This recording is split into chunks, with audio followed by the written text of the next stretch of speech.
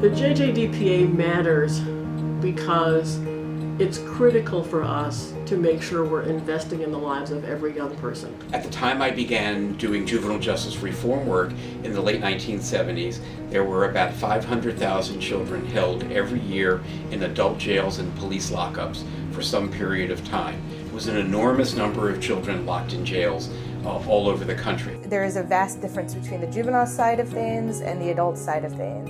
And on the adult side of things, no services, no opportunities for rehabilitation or restorative justice practices. There was an awareness built when the act was authorized around the need to treat kids as kids.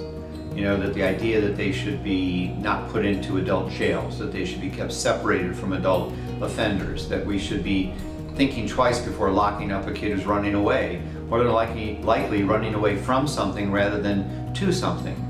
Later to come into the act around the issues around disproportionate minority confinement, now contact.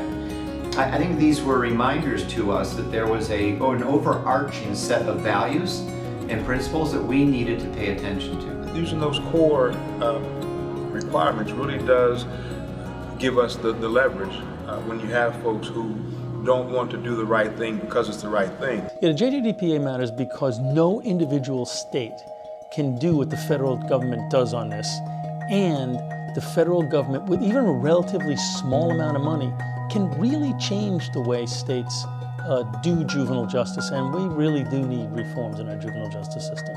With a newly updated and reauthorized Juvenile Justice and Delinquency Prevention Act, we would see a different outcome in the states. We would see a lot less kids being locked up in adult jails.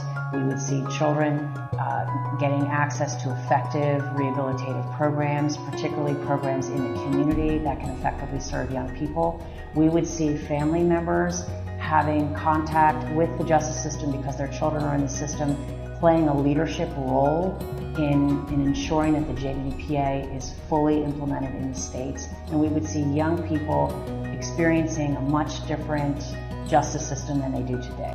We have too many kids in the juvenile justice system who are not delinquents, and that the juvenile justice system should only be reserved for those kids who scare us, which are few of them.